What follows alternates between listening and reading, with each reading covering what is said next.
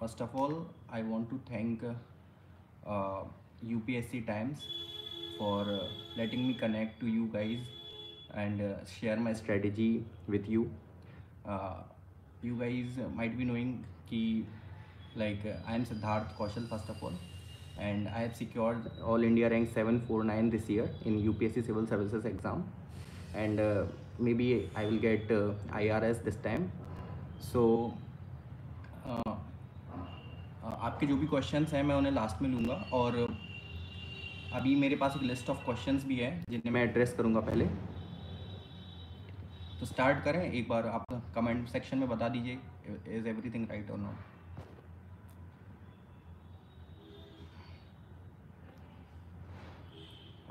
नूतन में current affair के sources भी बताऊँगा आपको, थोड़ा रुक के हर चीज़ हम डिस्कस करेंगे।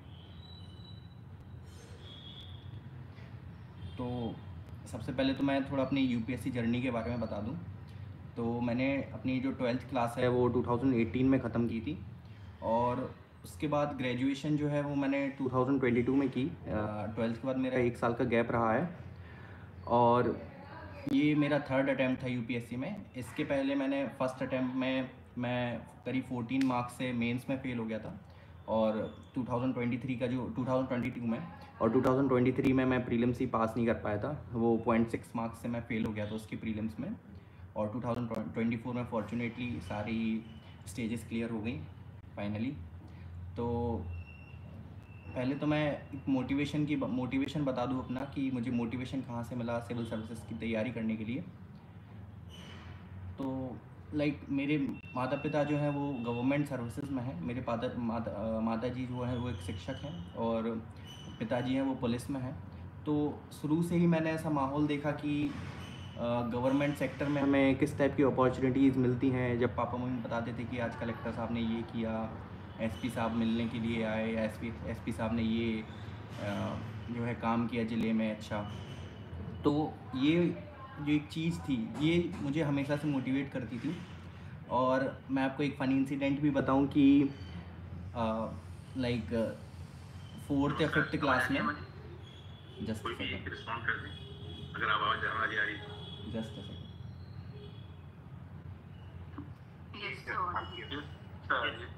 थैंक यू वेरी मच, बहुत बहुत धन्यवाद। तो 6th या 4th या 3rd 4th क्लास में हम फुल फॉर्म्स लर्न करते हैं अलग अलग चीज़ों के। तो उसमें एक आईएएस का फुल फॉर्म था। तो we all know IAS is Indian administrative service. तो क्लास में सिर्फ वो मुझे ही आता था इंडियन एडमिनिस्ट्रेटिव सर्विस का फुल फॉर्म। और बच्चे एडमिनिस्ट्रेटिव भी नहीं बोल पाते थे। तो वो एक ऐसा पॉइंट था कि जब मैंने सोचा कि मैं आगे जाके सिविल सर्विसेज की तैयारी करना चाहता हूँ। तो ऐसी मेरी कुछ जर्नी रही है। और 2018 के बाद मैंने एक कहेंगे माई डिसीजन वॉज रॉन्ग कि मैं शुरू से सिविल सर्विस करना चाहता था, बट मैं इंजीनियरिंग करने के लिए चला गया उस टाइम पे। और इंजीनियरिंग जब मैंने एक प्राइवेट कॉलेज में वहाँ पे एडमिशन भी ले लिया भोपाल में। बट जब मैं कॉलेज में गया तो मुझे लगा कि यार जो मैं कर रहा हूँ और जो मैं ये चीज़ें पढ़ रहा हूँ, ये तो मैं एक्चुअली में ये सब मैं पढ़ना चाहती ही नहीं हूँ। मैं एक्चुअली में मेरी फील्ड ही कुछ और है। तो ऐसे में मुझे लगा कि यार क्या क्या कर रहा हूँ मैं, कहाँ जा रहा हूँ, मतलब बिल्कुल मन ही नहीं लगता था वहाँ पे पढ़ाई करने में। तो मैंने अपने घर पे बात की और बताया उन्हें कि मेरा बिल्कुल भी इस चीज़ में मन नहीं लग रहा है। इसके बाद घर वालों ने मुझे समझाया कि नहीं आप कीजिए, पढ़ाई कीजिए वहाँ पे। देखिए, तो मैंने उसके बाद और भी कोशिश भी करी कि मेरा मन लगे इसके पढ़ाई में, बट अनफॉर्चुनेटली वहाँ पे मैं सेटल नहीं हो पा रहा था। तो मुझे इंजीनियरिंग छोड़नी पड़ी करीब 1-2 महीने बाद ही, इंजीनियरिंग में एडमिशन लेने के बाद। फिर उसके बाद से अराउंड 2020 से मैंने सिविल सर्विसेज की तैयारी स्टार्ट की। मैं ग्रेजुएशन में था उस टाइम पे, और ग्रेजुएशन में रहते हुए मैंने अपनी तैयारी की। कोविड भी लग गया था उस 2020 में, तो मैंने अपनी घर से ही तैयारी स्टार्ट की सिविल सर्विसेज की। और मैंने सोचा कि मेरा जो फर्स्ट अटैम्प्ट होने वाला था वो 2022 में होने वाला था। तो अराउंड 2021 में मैंने शुभ्रा रंजन आईएएस से political science and international relations की कोचिंग ली है। जिससे, और मैंने जीएस खुद से प्रिपेयर किया है। तो मैं, ये मेरी कोचिंग और मेरी जर्नी रही है। तो कुछ लिस्ट ऑफ क्वेश्चंस हैं कि सिलेक्शन के बाद क्या क्या रहा आपका रिएक्शन। तो सिलेक्शन के टाइम पे तो मैं और मेरे जो पेरेंट्स हैं, हम लोग ट्रेन में सफ़र कर रहे थे, और ट्रेन में सफ़र करते हुए ही मैं अचानक से मेरे दोस्त का मेरे पास मैसेज आया कि यार 749 आपकी रैंक लगी है। तो मैं अचानक से शॉक हो गया कि यार सच में मैंने यूपीएससी एग्ज़ाम को क्लियर कर लिया है। और ट्रेन में ही हम सब लोग इन्जॉय करने लगे, अचानक से सब लोग उछकने लगे ट्रेन में ही। तो आसपास वाले लोग भी देखने लगे कि यार क्या हो गया है, सब लोग ये इतना जश्न किस चीज़ का मनने लगा है।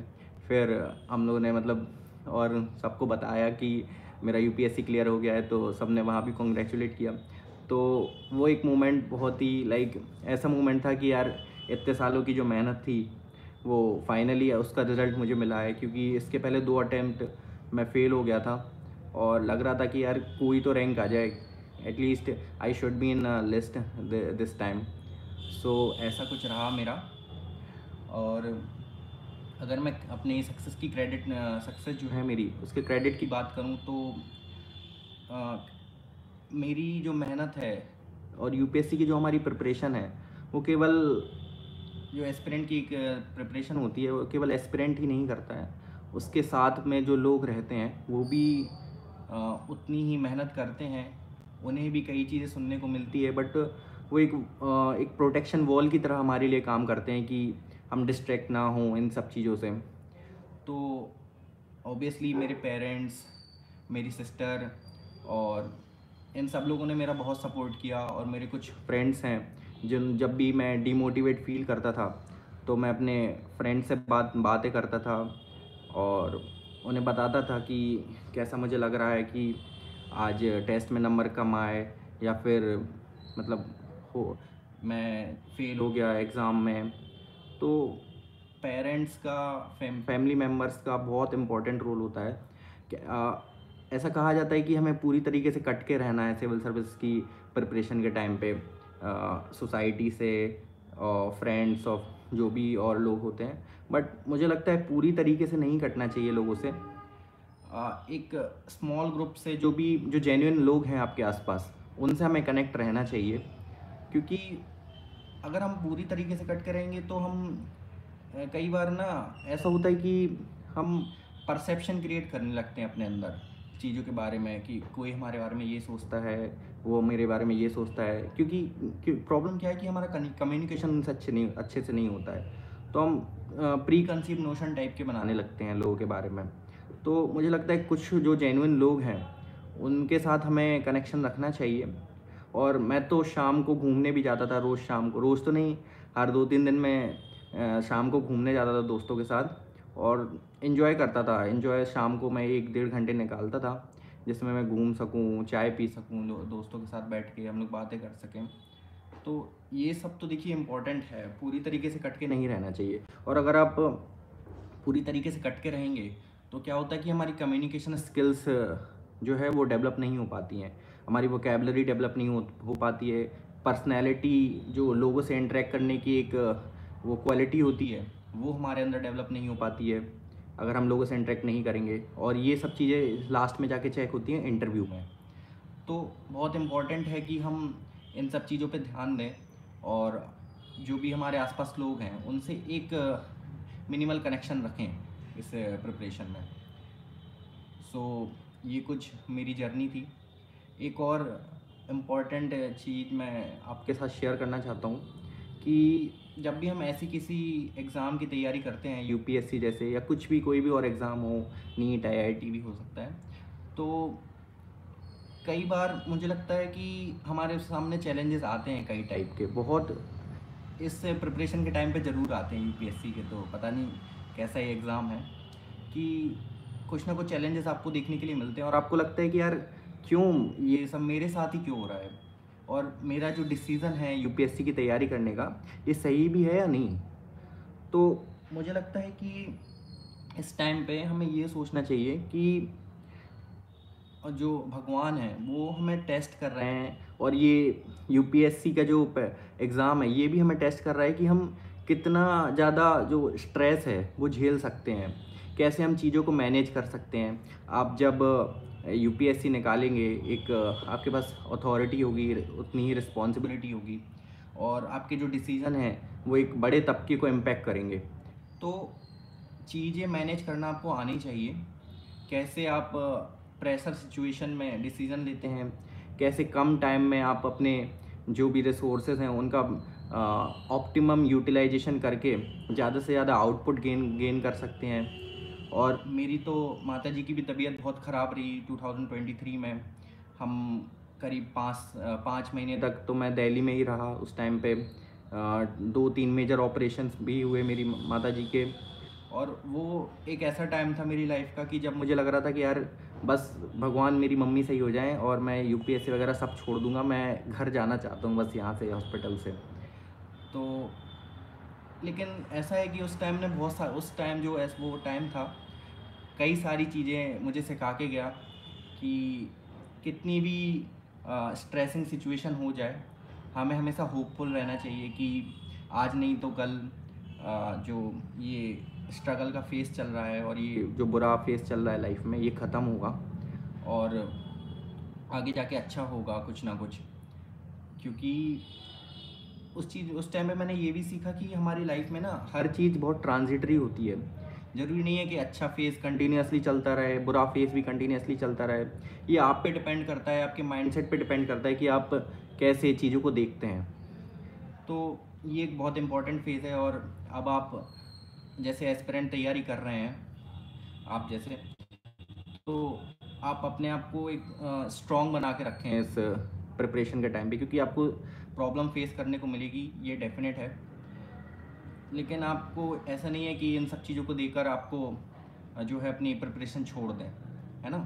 क्योंकि मेरे साथ 1000 लोग और भी सिलेक्ट हुए हैं और सबकी लाइफ में कुछ ना कुछ प्रॉब्लम नहीं है। रैंक 1, रैंक 2, कोई भी रैंक हो, सब ने अपनी लाइफ में कुछ ना कुछ प्रॉब्लम फेस की हैं। किसी का एज बढ़ती जा रही है, किसी का टाइम बढ़ते जा रहे हैं, किसी के घर में कुछ प्रॉब्लम चल रही हैं, फाइनेंशियल प्रॉब्लम्स हैं। तो ये सबके साथ ही होता है। तो ये, और मैं इन सब चीज़ों को इसलिए इतना हाईलाइट कर रहा हूँ क्योंकि बच्चे इन सब चीज़ों को देखकर प्रिपरेशन ही बीच में छोड़ देते हैं या फिर उस लेवल की प्रिपरेशन नहीं करते हैं जिस लेवल की इम्पोर्टेंट है इस एग्ज़ाम को क्रैक करने के लिए। तो ये सब थोड़ी मोटिवेशन की बातें हो गई और कुछ जनरल चीज़ें हो गई जो आपको याद रखनी है। अब हम मेरी स्ट्रेटजी की बात करते हैं। तो सबसे पहले तो मैं अपने सोर्सेज आपको बता दूं। मेरे जो मेजर सोर्सेज रहे हैं वो, अगर आप चाहें तो लिख भी सकते हैं कि सबसे पहले तो हिस्ट्री में भी हम डिफरेंट पीरियड्स की हिस्ट्री पढ़ते हैं। तो हिस्ट्री में मैंने मेडिवल एंशिएंट हिस्ट्री के लिए यूज़ की थी RS शर्मा, जो कि NCERT है। इसके अलावा मैंने आर्ट एंड कल्चर के लिए नितिन सिंघानिया पढ़ी थी। नितिन सिंघानिया में आपको सारे चैप्टर्स नहीं पढ़ने हैं, कुछ जो मेजर इंपॉर्टेंट चैप्टर हैं, जैसे first chapter art and architecture पे हो गया, फिर पेंटिंग के ऊपर एक चैप्टर हो गया, फिर इंटेंजिबल आर्ट्स के ऊपर भी इम्पोर्टेंट चैप्टर है। लिटरेचर एक बहुत इंपॉर्टेंट एस्पेक्ट है आर्ट एंड कल्चर का। तो कुछ मेजर चैप्टर्स हैं, इनको आपको ध्यान से नितिन सिंघानिया से पढ़ना है। और जो NCERT है एंशिएंट हिस्ट्री की, वो आपको कवर टू कवर पढ़नी है अच्छे से। और 3 से 4 रीडिंग के बाद आपको जो मेजर जो चीज़ें हैं जो याद रखने के लिए हैं, क्योंकि इससे मोस्ट ऑफ फैक्ट आते हैं अपने एंशिएंट हिस्ट्री से, तो आप उन्हें हाईलाइट कीजिए। और फिर 2-3 रीडिंग के बाद जब हाईलाइट कर लेंगे उन चीज़ों को, फिर जब आप रिवाइज़ करेंगे तो आपको केवल उस हाईलाइटेड पोर्शन को ही पढ़ना है। और ये सिर्फ एंशिएंट हिस्ट्री के लिए नहीं, हर सब्जेक्ट के लिए सेम है। सब सब्जेक्ट के लिए आपको सेम ही 3 से 4 पहले रीडिंग करनी है हर बुक की, फिर जाके आपको कहीं अपना जो है वो उसको रिवाइज़ करना है हाईलाइट करने के बाद। तो ये एंशिएंट हिस्ट्री और आर्ट एंड कल्चर का सोर्स हो गए। मेडिवल हिस्ट्री के लिए भी मैंने जो है वो अपनी NCERT का ही यूज़ किया था, जो कि 11th क्लास की NCERT है। और NCERT बेस है हर आपके जो सब्जेक्ट है। तो 11 में कहते हैं कि 6th to 12th NCERT पढ़नी चाहिए, बट मैंने 6th to 12th नहीं पढ़ी थी, मैंने केवल 11th 12th क्लास की NCERT ही पढ़ी थी। 11th 12th में 11th की जो एंशिएंट हिस्ट्री और मेडाइवल हिस्ट्री की बुक है वो मैंने पढ़ी थी। और मॉडर्न हिस्ट्री के लिए, अब मॉडर्न हिस्ट्री की बात करें तो मॉडर्न हिस्ट्री के लिए मैंने स्पेक्ट्रम पढ़ी है। स्पेक्ट्रम थोड़ी बल्कि बुक है, बट उसका कॉस्ट बेनिफिट एनालिसिस करें तो उसका बेनिफिट हमें मिलता है। उसमें आप पढ़ने के बाद उसके हाईलाइट कर लें, और लास्ट में उसमें एक, हर चैप्टर के लास्ट में समरी भी दी जाती है, उसमें सारे फैक्ट और इम्पॉर्टेंट चीज़ें हैं जो उस चैप्टर की वो दी जाती हैं। तो आप उससे भी एक चैप्टर पढ़ने के बाद उस सेक्शन में भी हाईलाइट कर सकते हैं कि या फिर केवल उस सेक्शन को ही पढ़ सकते हैं बाद में जाके, इससे आपको हेल्प मिलेगी। और वर्ल्ड हिस्ट्री के लिए, वर्ल्ड हिस्ट्री मेंस का सिलेबस में है, तो वर्ल्ड हिस्ट्री के लिए मैंने जो स्टडी आईक्यू की वीडियोस हैं, स्टडी आईक्यू में हर टॉपिक जो भी हमारे सिलेबस में मेंशन है और जो भी इम्पोर्टेंट चैप्टर्स हैं, टॉपिक्स हैं, जैसे वर्ल्ड वॉर हो गई या फिर अपना अमेरिकन रिवॉल्यूशन हो गया, फ्रेंच रिवॉल्यूशन हो गया, इन सभी के ऊपर आप एक एक पेज के नोट्स बना लीजिए। केवल इतनी सी आपको वर्ल्ड हिस्ट्री में मेहनत करने की ज़रूरत है। वैसे वर्ल्ड हिस्ट्री से उतने क्वेश्चन आ भी नहीं रहे हैं, बट मेरा ये कहना है कि रिस्क क्यों ही लेना जब यूपीएससी इतना अनप्रेडिक्टेबल है। तो ठीक है, अब हम आते हैं ज्योग्राफी के सोर्सेज के ऊपर। तो ज्योग्राफी के ऊपर, ज्योग्राफी में मैंने जो बेस है मेरा, वो ज्योग्राफी के लिए मेरे केवल जो सोर्स है वो एनसीईआरटीज़ ही रही हैं, 11th की और 12th की एनसीईआरटी। 12th क्लास में एक ह्यूमन ज्योग्राफी की बुक है, उसमें जो डेटा है वो आउटडेटेड हो चुका है। तो आप उस डेटा में आप क्या करें कि जो भी आपके पास, जो भी आप टॉपिक पढ़ रहे हैं इंटरनेट से, उस टॉपिक के जो डेटा है उसको अपडेट कर लीजिए आप। एनसीईआरटी में ही मैं तो क्या करता था, मार्जिन्स में ही साइड में वही डेटा लिख लिया करता था अपना, तो जिससे आप जो नया डेटा है उससे, और रैंकिंग्स वगैरह हैं उससे अपडेटेड रहेंगे, जिससे आप प्रीलिम्स में आपके जो क्वेश्चंस हैं गलत ना हो और मेंस में भी आप उन फैक्ट्स को यूज़ कर पाएँ। और इसके अलावा मैंने जीसी लियोंग की भी सिलेक्टिव रीडिंग की थी। जीसी लियोंग में 16 to 25 जो चैप्टर हैं, जिसमें वर्ल्ड क्लाइमेट के ऊपर दिया गया है, अलग अलग रीजन्स के ऊपर क्लाइमेट के बारे में उसमें बताया गया है। तो आप वो चैप्टर्स बहुत अच्छे से करके जाएं, क्योंकि अगर आप एनालाइज करेंगे प्रीलिम्स के पेपर तो आप देखेंगे कि वर्ल्ड क्लाइमेट्स के ऊपर हर बार क्वेश्चन आता है, और इस साल 2024 के प्रीलिम्स में भी क्वेश्चन आया था। और आप ये भी देखेंगे कि अगर आप एनालाइज करेंगे ज्योग्राफी के क्वेश्चन तो कितना इम्पोर्टेंट है एनसीईआरटीज़ को पढ़ना, डायरेक्ट क्वेश्चन आते हैं एनसीईआरटी से। एक और चीज़ मैं हाईलाइट करना चाहता हूँ ज्योग्राफी में कि प्लेसेस इन न्यूज़, जो कि एक बहुत इंपॉर्टेंट सेक्शन क्वेश्चन जो हमें आजकल देखने के लिए मिलते हैं। आप प्लेसेस इन न्यूज़ को बहुत अच्छे से देखें। पीटी 365 जो आती है उसमें प्लेसेस इन न्यूज़ जो हैं वो आते हैं हर साल, तो आप उन प्लेसेस इन न्यूज़ को बहुत अच्छे से पढ़ के जाएँ। स्पेशली जो पैलेस्टीनियन एरिया है, इज़राइल पैलेस्टीन का एरिया है, यूक्रेन का एरिया है। अब 2025 प्रीलिम्स के लिए जो गल्फ़ ऑफ मैक्सिको है और वो पूरा नॉर्थ अमेरिकन कॉन्टिनेंट ही, पूरी ज्योग्राफी इंपॉर्टेंट है आज इस 2025 प्रीलिम्स के लिए। तो इसके अलावा 2025 प्रीलिम्स की बात करूं मैं तो जो डीआरसी है, डेमोक्रेटिक रिपब्लिक ऑफ कॉन्गो, जिसमें अभी कू हमें देखने के लिए मिला था शायद, तो वो बहुत इम्पॉर्टेंट है सेंट्रल अफ्रीका की ज्योग्राफी। इसके अलावा यूक्रेन और पैलेस्टीन, ये तो आपको देख के जाना ही है कैसे भी करके, है ना। ये ज्योग्राफी हो गया। सोसाइटी के लिए आपको क्या करना है कि जितने भी टॉपिक मेंशन है सिलेबस में, हर टॉपिक पे आपको एक एक पेज के नोट बनाने हैं। रीजनलिज्म हो गया, कम्युनलिज्म हो गया, कास्ट हो गया, और जो भी फैमिली हो गया, सबके ऊपर आप एक एक पेज के नोट्स बनाइए। अगर मैं अपना टेलीग्राम चैनल कुछ दिन में बनाता हूँ तो मैं अपने खुद के नोट्स भी शेयर कर दूंगा, जिससे आप लोगों को फ़ायदा मिल पाए।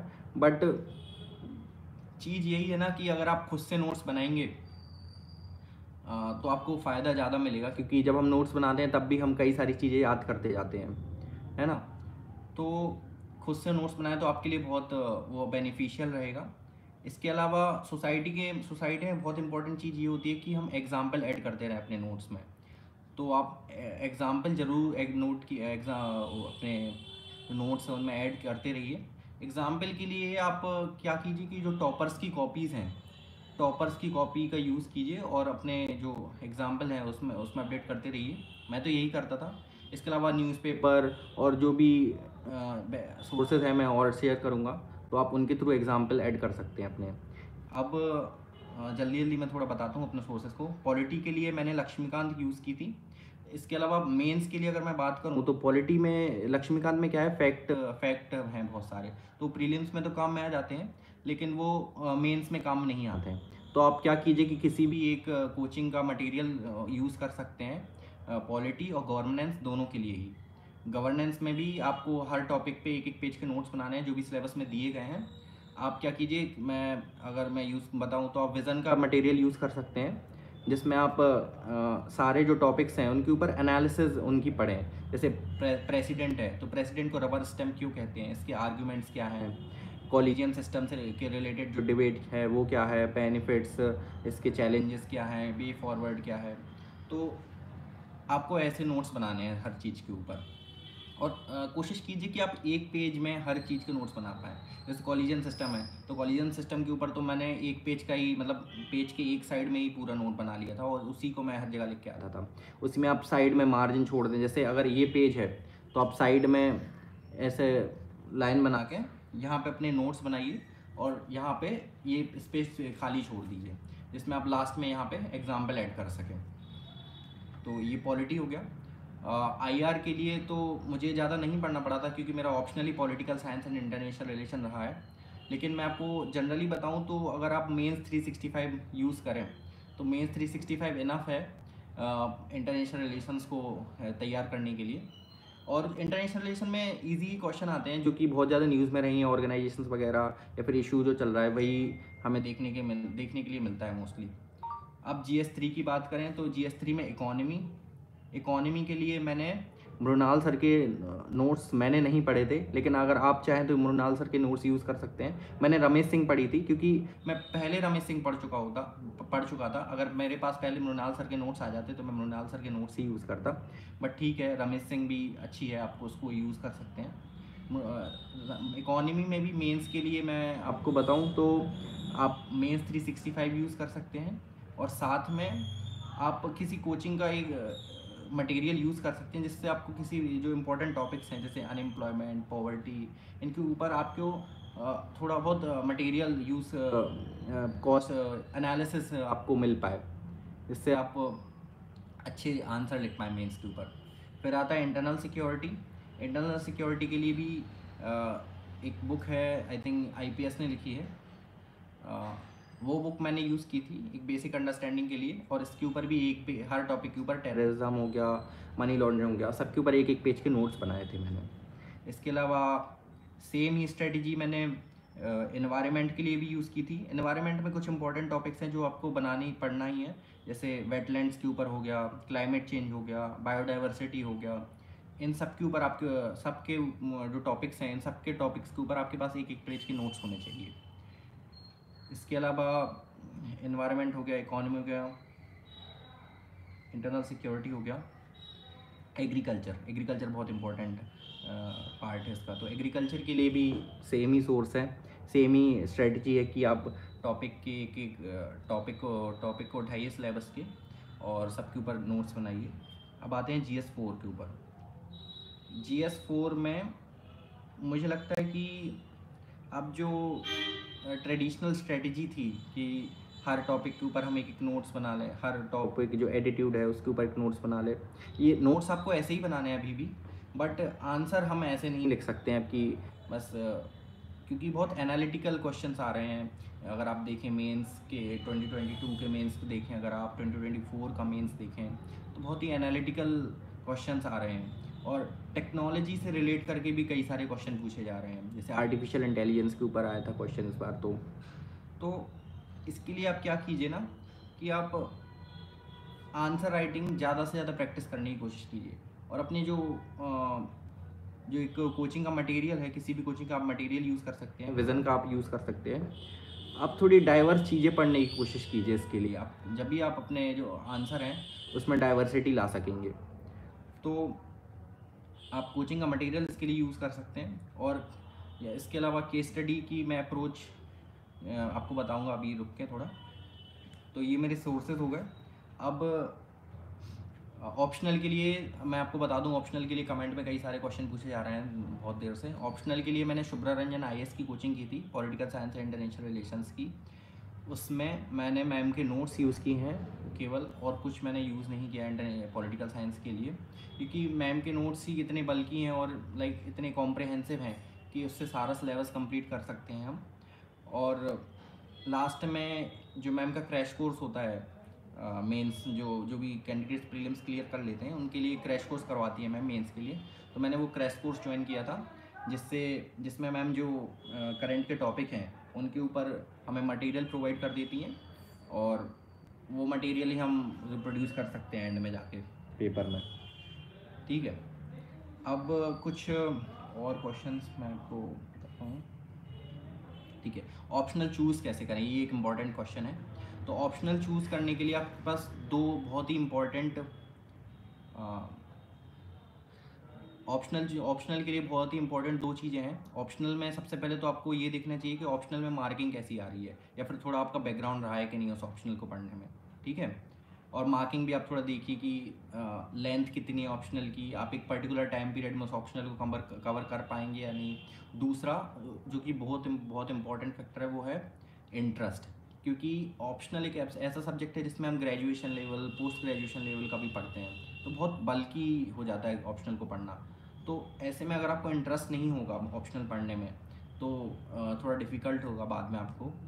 तो इसलिए आप ज़्यादा से ज़्यादा इन दो फैक्टर्स को ध्यान में रखें जब भी अपना ऑप्शनल चूज़ करें।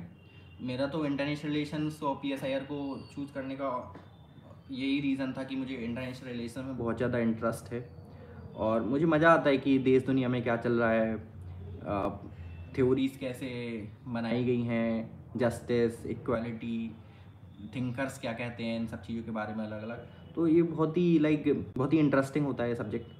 आप देखेंगे कि रैंक 1 रैंक 2 का भी I think political science international relations भी है।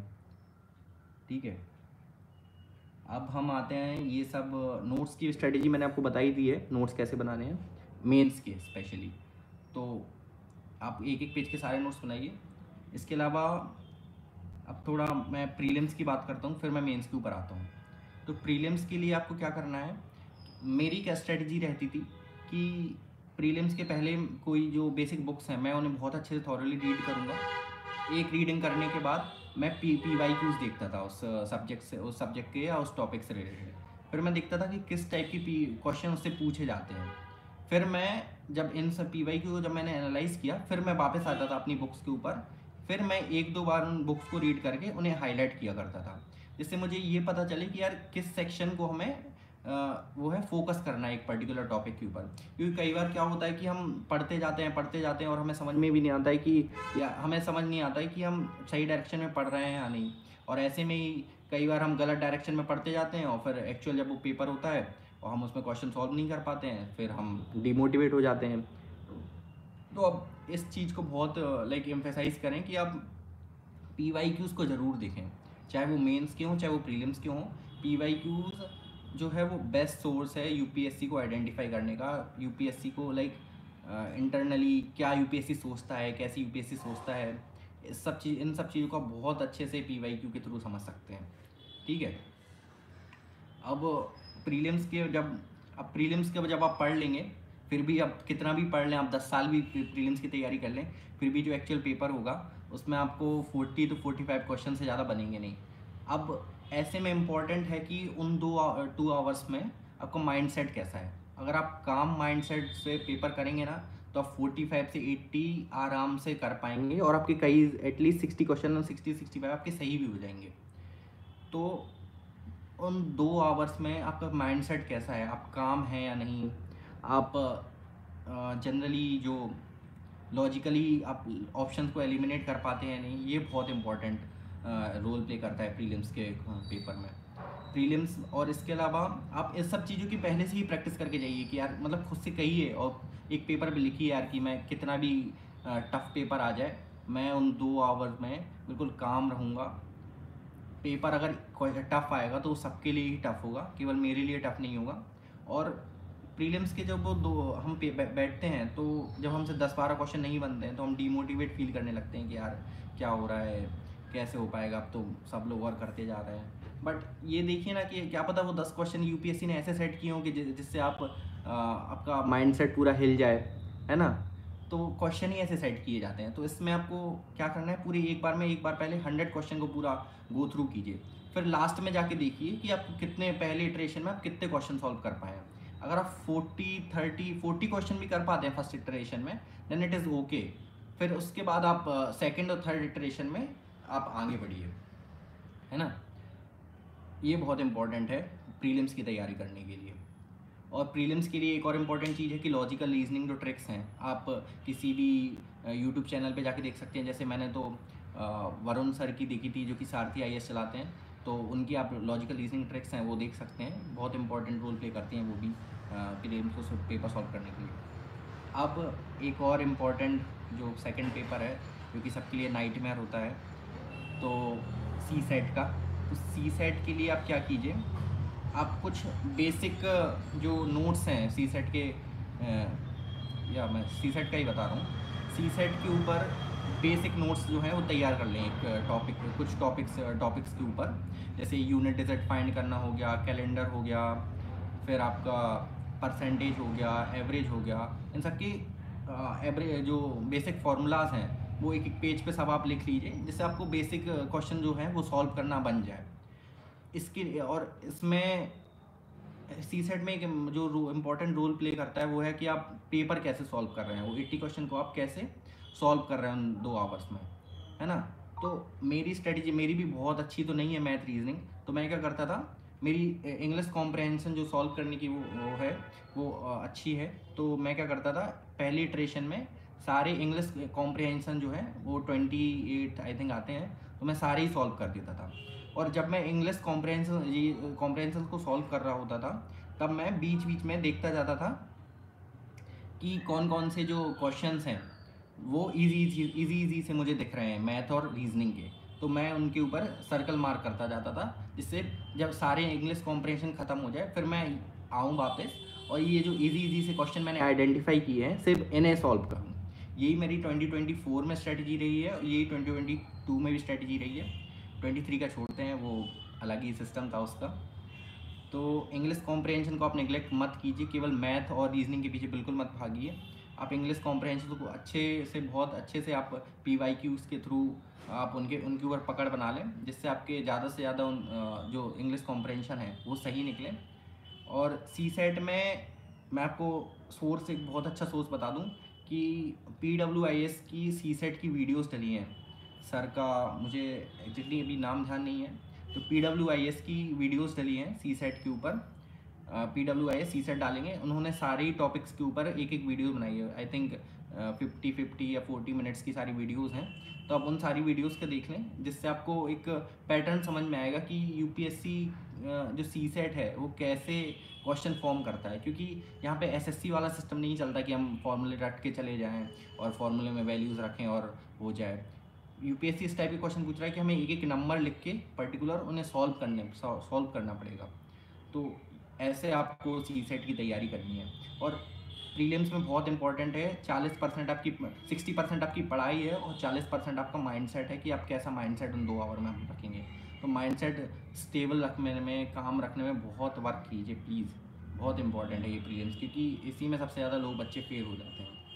और एक और है कि जो मैं क्वेश्चन सॉल्व करता था प्रीलिम्स, तो मेरा जो नंबर था वो मैं अराउंड 75 to 80 क्वेश्चन सॉल्व करता था, क्योंकि मैंने ये टेस्ट सीरीज़ दे के आइडेंटिफाई किया था कि इतने क्वेश्चन अगर मैं सॉल्व करूँगा तो मैं एक ऐसे स्कोर तक पहुँच जाऊँगा जिससे मुझे बेनिफिट मिल सके और मैं पास हो सकूँ, ठीक है। और अराउंड आप टेस्ट सीरीज़ एक आती है, टेस्ट सीरीज़ के ऊपर ही बात कर लेते हैं, ये टेस्ट कितने सॉल्व करने चाहिए।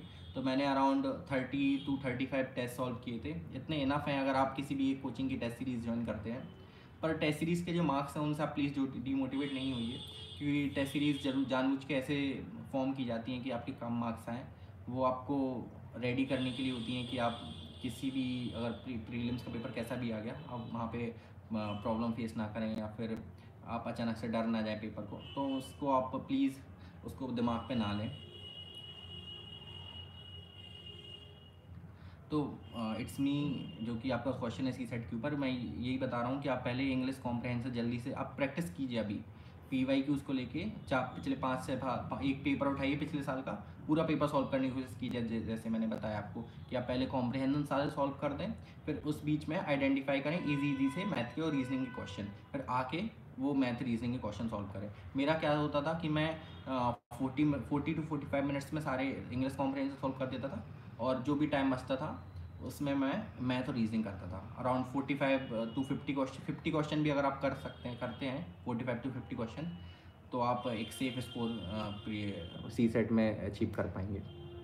ये प्रीलिम्स की स्ट्रेटजी होगी। अब मेंस की स्ट्रेटजी के ऊपर आते हैं। मेंस में आंसर राइटिंग एक बहुत इंपॉर्टेंट रोल प्ले करता है। तो मैंने डेली आंसर राइटिंग जो वरुण सर सारथी IAS का एक कोर्स है डेली आंसर राइटिंग का, तो मैंने वो ज्वाइन किया था, जिसमें सर क्या करते थे कि सामने क्वेश्चन दिखाते थे स्क्रीन पे और 7 मिनट्स हम लोग को दिया करते थे। उस 7 मिनट्स में 10 मार्कर के लिए और 9 मिनट्स जो है वो 15 मार्कर के लिए, तो हम लोग को उतने में क्वेश्चन लिखना पड़ता था, और फिर सर वो क्वेश्चन हटा दिया करते थे। तो अगर आप कोर्स ज्वाइन नहीं कर सकते तो आप क्या कीजिए, PYQs उठाइए UPSC के, और उतने जो स्टिपुलेटेड टाइम है 7 मिनट्स में और 9 मिनट्स में उन आंसर्स को लिखने की कोशिश कीजिए। और अगर आपको एवेल्यूशन की चिंता है कि एवेल्यूशन कैसे करेंगे उन आंसर्स का, तो आप कोई भी एक बुक खरीद लीजिए जिसमें मॉडल आंसर दिए गए हों, या फिर एक और अच्छा तरीका है आंसर राइटिंग प्रैक्टिस करने का कि आप जो टॉपर्स की कॉपी है उन्हें विज़न की कॉपीज़ हैं आप डाउनलोड कीजिए, आंसर को हाइड कीजिए, फिर एक जो भी टॉपर ने आंसर लिखा है क्वेश्चन है उसको खुद लिखिए, और फिर जो टॉपर का आंसर है उससे अपने आंसर को एवेल्यूएट कीजिए कि मैंने किस लेवल का क्वेश्चन आंसर लिखा है या नहीं। ये बहुत ही इफ़ेक्टिव स्ट्रेटजी है जो उन बच्चों के लिए जो कि फाइनेंशियली उतने साउंड नहीं है कि टेस्ट सीरीज़ ज्वाइन कर सकें, क्योंकि UPSC की टेस्ट सीरीज़ भी अराउंड 15,000 20,000 बहुत महंगी आती हैं। तो आप ये स्ट्रेटजी यूज़ कर सकते हैं और डेली आंसर राइटिंग करें। मैं तो डेली ही आंसर राइटिंग करता था, अराउंड 2 से 3 आंसर तो रोज़ ही लिखें, क्योंकि UPSC में ज़रूरी नहीं है कि आज हमने अच्छा आंसर लिखा तो हम कल भी बहुत अच्छा आंसर लिखेंगे, और जितना हम आंसर राइटिंग करेंगे उतनी स्पीड हमारी बढ़ेगी, उतने हमें पता चलेगा कि कैसे हम किन किन चीज़ों को लेकर हमें निया आप थोड़ा रुक के अपने क्वेश्चन को पूछें। मैं आपको अभी टाइम दूंगा, मैं पहले ख़त्म कर लूँ जो जो इम्पोर्टेंट चीज़ें हैं, फिर मैं आपके सारे क्वेश्चन को है वो एड्रेस करूँगा, ठीक है। तो आंसर राइटिंग पे मैं बोल रहा था कि आप रोज़ आंसर राइटिंग कीजिए, एटलीस्ट 5 दिन तो कीजिए हफ्ते में, 3 से 4 क्वेश्चन, जिससे आपको पता चले कि आप डायग्राम कैसे यूज़ करेंगे, आप फ्लो चार्ट कहाँ पे यूज़ कर सकते हैं। बहुत इंपॉर्टेंट है इन सब चीज़ों को अपने आंसर्स में डालना, जिससे आप मेंस में अच्छा स्कोर अचीव कर पाएँ, है ना। सेम ही ऑप्शनल में भी है कि आप आंसर राइटिंग 1-2 आंसर ऑप्शनल के रोज़ लिखें, और अपने आंसर्स को खुद टॉपर्स की कॉपीज़ हैं उनसे एवेल्यूएट करें। मैं तो ऐसे ही करता था जब मैं मेंस की आंसर राइटिंग प्रैक्टिस करता था, जब मेरा कोर्स ख़त्म हो गया था, तो टॉपर्स के आंसर से मैं एवेल्यूएट करता था अपने आंसर्स को। इसके अलावा ऐसे के ऊपर मैं बहुत एम्फेसाइज़ करना चाहता हूँ, क्योंकि इस साल बहुत टफ मार्किंग हुई है ऐसे के पेपर में, क्योंकि कंपैरेटिवली इजी ऐसेज आए थे। तो ऐसे में आप क्या कीजिए, अब वो पेस्टल अप्रोच को फॉलो मत कीजिए बहुत ज़्यादा, क्योंकि अब पेस्टल अप्रोच जो पॉलिटिकल सोसाइटल ये बहुत अब हो गया है, इसका ख़त्म हो गया टाइम इसका। तो आप क्या कीजिए, कोई भी टॉपिक है, फॉर एग्ज़ाम्पल एक 2022 में जो टॉपिक था कि a ship in harbour is safe but that is not what ship is for. तो आप क्या कीजिए, जब भी ऐसे टॉपिक आए तो आप आइडेंटिफाई कीजिए ship in harbour what it is not for. तो ऐसे इनमें जो है वर्ड्स आइडेंटिफाई कीजिए, उनको लिखिए, और फिर उनको पहले समझने की कोशिश कीजिए कि इसका कहने का मतलब क्या है। A ship in harbour is safe but it is not what it ship is for. इसका मतलब ये है कि हम अगर अपनी लाइफ में हमेशा कंफर्टेबल सिचुएशन में रहेंगे और कभी चैलेंजेस को फेस नहीं करेंगे तो हम सेफ़ हैं, but as a human being हम इसके लिए बने नहीं हैं। हम रिस्क लेने के लिए बने हैं, हम अपने पोटेंशियल्स को रियलाइज़ करने के लिए बने हैं। इसीलिए भगवान ने हमें बनाया कि हम नई नई जो ऊंचाइयां हैं उन्हें छू सकें, अपने पोटेंशियल्स को रियलाइज़ कर सकें। तो इम्पोर्टेंट है कि हम ऐसे क्वेश्चन पुट अप करें, जब ऐसे लिखें कि what is ship, what is human being, why it is not why it is shape and why it is safe in harbor, what is its effect, uh, why it is not made for being safe in the harbor, what is its effect। ये आप question put up करते रहें, question 10 से 12 ऐसे question बनाएं, फिर इन questions को आप ऐसे में जो है वो लिखें। इन क्वेश्चन के ऊपर आप पैराग्राफ वाइज ऐसे में लिखें, ठीक है। और ऐसे के लिए आप कुछ कोट्स भी तैयार कर लें, कुछ पोएम्स वगैरह भी तैयार कर लें, अगर ऐसी पोएम जो आप ऐसे में रिप्रोड्यूस कर सकें, और कोट्स भी ऐसे जो आप हर टॉपिक के ऊपर कुछ कुछ कोट्स आपके रहेंगे जो आप बीच बीच में स्प्रिंकल करते रहेंगे, है ना। तो ऐसे ऐसे लिखा जाता है। ऐसे में फ़्लो बहुत इंपॉर्टेंट रोल प्ले करता है। तो फ़्लो लाने के लिए आप एक ही जो चीज़ है वो पहले आप टॉपर्स के ऐसे पढ़िए, और टॉपर्स के ऐसे में से आप ये देखिए फ़्लो कैसे बना के रखा है उन्होंने, कैसे वो एक टॉपिक से दूसरे टॉपिक के ऊपर, या एक जो एस्पेक्ट है ऐसे का और दूसरा एस्पेक्ट के ऊपर कैसे जंप कर रहे हैं, जो कनेक्टिंग लाइन या कनेक्टिंग पैराग्राफ कैसे यूज़ कर रहे हैं, वो ये बहुत इंपॉर्टेंट हो जाती हैं ऐसे में ये चीज़ें। क्योंकि आपका जो ऐसे है वो ऑर्गेनिक लगना चाहिए, ऐसा नहीं लगना चाहिए कि ज़बरदस्ती जो चीज़ों को जोड़ा गया है। और आपका जो ऐसे है वो मल्टी डायमेंशनल होना चाहिए। कभी कभार बच्चे क्या करते हैं, एक ही डायमेंशन में सारा ऐसे लिख देते हैं, तो आपको बिल्कुल भी ये नहीं करना है कि आप एक ही डायमेंशन में ऐसे ऐसे लिखें। तो मल्टी डायमेंशनल अपने ऐसे को रखिए। इसके अलावा टॉपर्स के ऐसे को पढ़िए और ख़ुद से प्रैक्टिस करें। पहले आप अगर नहीं लिख पाते हैं 1000 से 1200 शब्दों का ऐसे, तो छोटे ऐसे लिखिए, 4-5 पेज के ऐसे लिखिए, 8-9 पेज के फिर लिखिए, ऐसे 10 से 11 पेज का आप ऐसे लिखने की कोशिश कीजिए।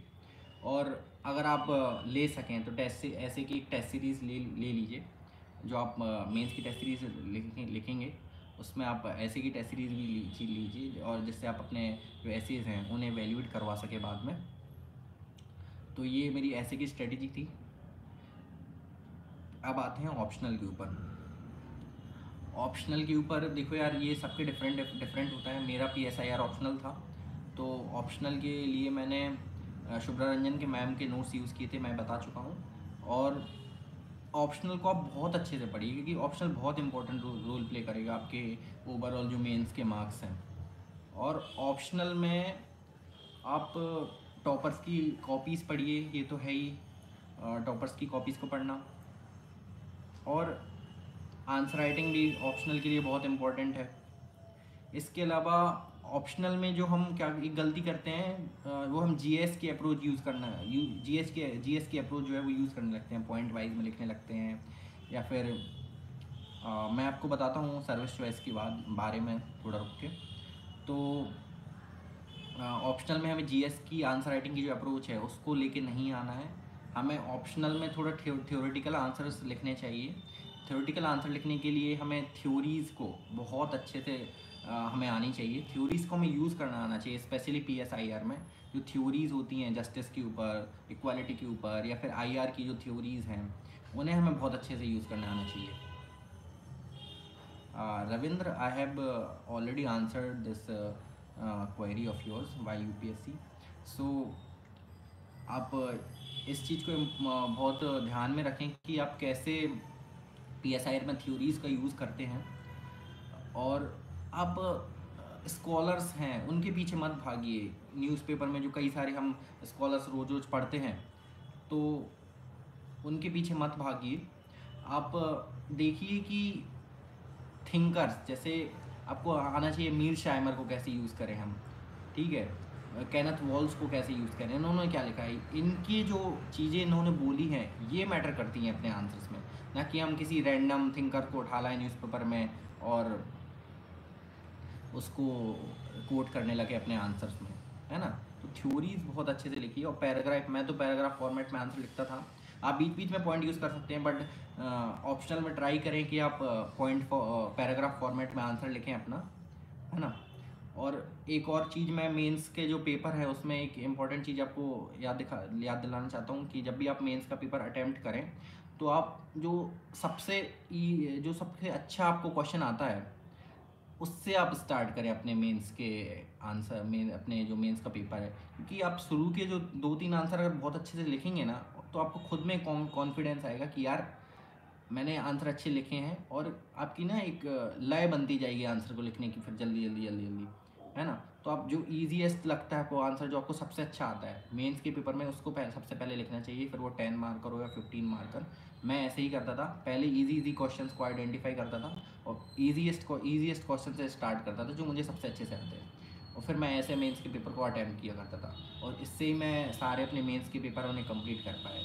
कि अगर हम टफ क्वेश्चन से, या फर्स्ट क्वेश्चन, मान लो फर्स्ट क्वेश्चन टफ है, उससे हमने स्टार्ट कर दिया, तो फिर वो दिक्कत हो जाएगी, हम नहीं लिख पाएंगे उतना अच्छा, फिर हमारा माइंड में ही वही रहेगा कि यार वो गलत हो, अच्छा नहीं लिखा, अच्छा नहीं लगा, तो उसको उसकी वजह से हमारे आगे के आंसर्स भी इम्पैक्ट होंगे। तो आप ऐसे रखिए इस चीज़ को।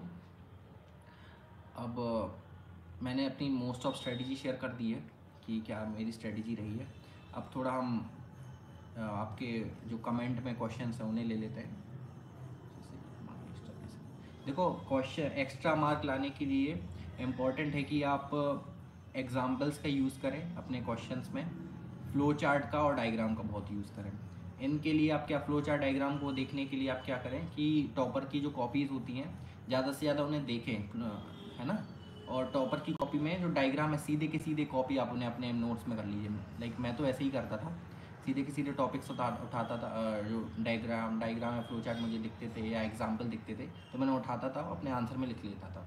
अब एग्जाम्पल लिखने के लिए स्पेशली एथिक्स में एक बहुत अच्छी वेबसाइट है, betterindia.com। मैं एक बार फिर से नाम ले लेता हूँ, betterindia.com।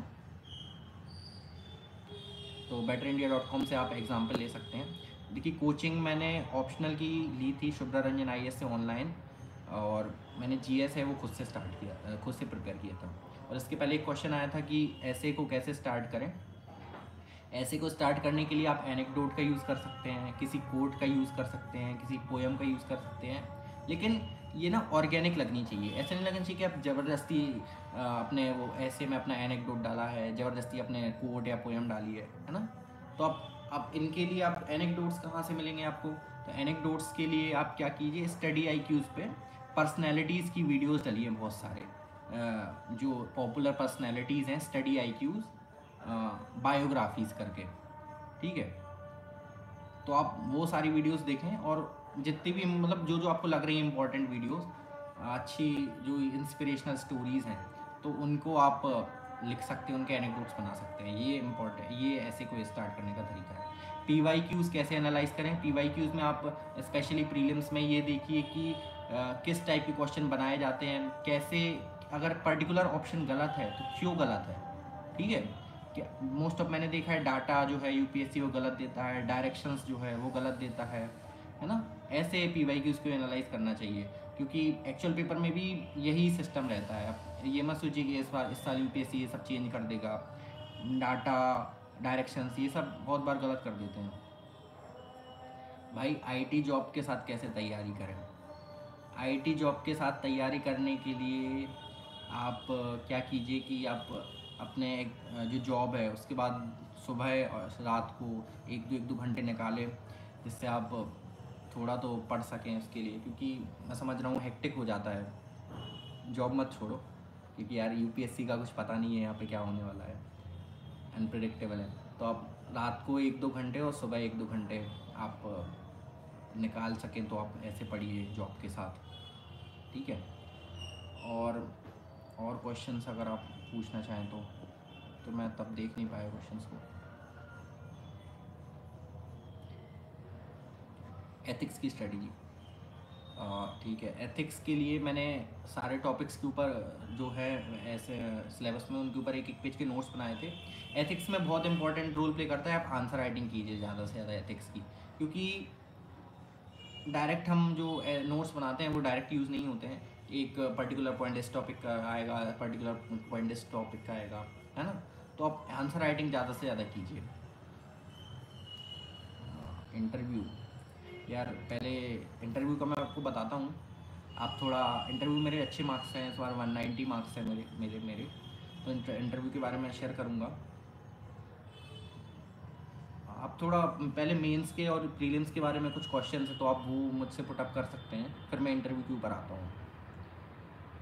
हाँ, एक आंसर राइटिंग की टाइमिंग के ऊपर एक बहुत इंपॉर्टेंट क्वेश्चन आता है कि टाइमिंग एक पर्टिकुलर 7 मिनट्स में या 9 मिनट्स में हम अपने आंसर को कैसे ख़त्म करें। तो यार ये चीज़ मैंने देखी है कि एक टाइम के बाद सबकी जो स्पीड है वो सेम ही हो जाती है। डिफरेंस आता है कि किस इंसान को कितने अच्छे से चीज़ें लर्न है ना। मेंस के पेपर में लिटरली आपको रटी रहनी चाहिए दिमाग में चीज़ें, तभी आप 7 मिनट में और 9 मिनट में अपने आंसर को लिख पाएंगे। तो आप ज़्यादा से अच्छे से याद करें, ज़्यादा से ज़्यादा रिवाइज करें, जिससे आप रिप्रोड्यूस कर पाएँ। ये फॉर्मूला है पेपर को टाइम पे ख़त्म करने का।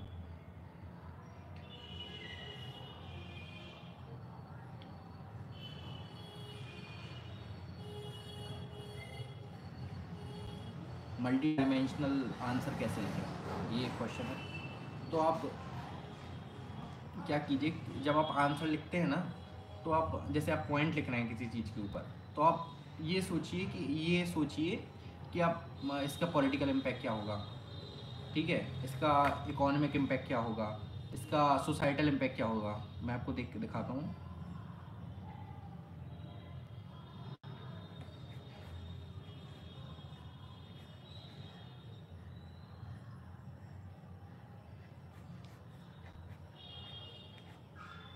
तब तक आप और क्वेश्चन पूछ सकते हैं। अच्छा,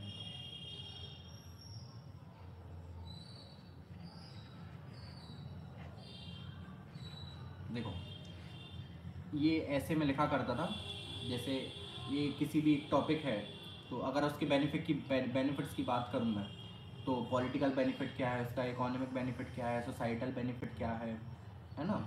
ऐसे ही हम अपने इम्पैक्ट या जो नेगेटिव्स हैं वो भी ऐसे लिख सकते हैं, जैसे मनी लॉन्ड्रिंग के पॉलिटिकल इम्पैक्ट क्या रहेंगे, इकोनॉमिक क्या है, सोसाइटल क्या है। अगर आप इस फॉर्मेट में लिखेंगे ना, तो जो आंसर जो चेक करने वाला है उसे पता चलेगा कि आपके जो आप मल्टी डायमेंशनली सोच सकते हैं। आप एक ही डायरेक्शन में नहीं सोचते हैं। अगर आप ऐसे डायरेक्ट 5 पॉइंट लिख देंगे ना, तो उसे लगेगा कि यार कैसे इसने लिखा है, मतलब बोरिंग हो जाता है ना इतने सारे आंसर्स को एक साथ चेक करना, 20-20 आंसर्स को, इतनी सारी कॉपीज़ को चेक करना।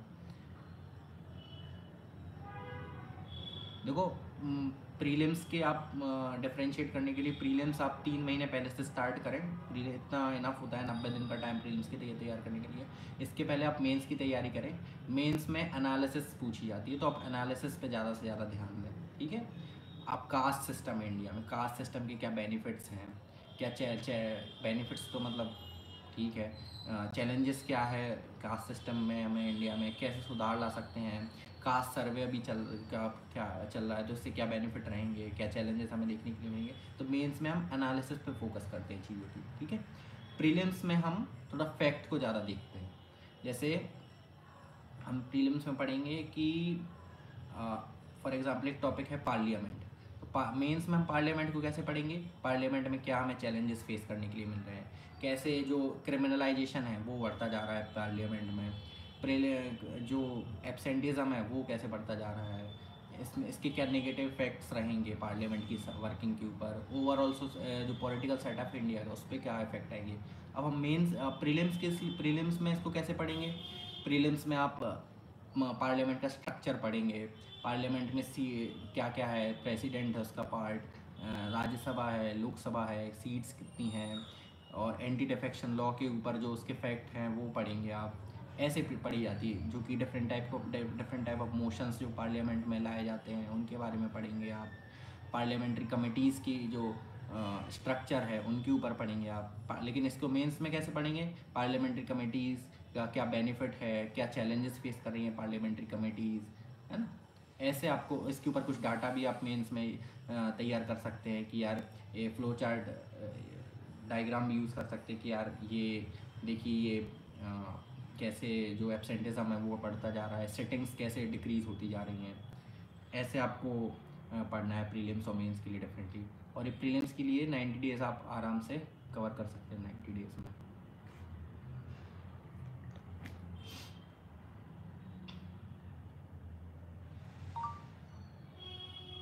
कुछ और क्वेश्चन हो तो आप बता दीजिए।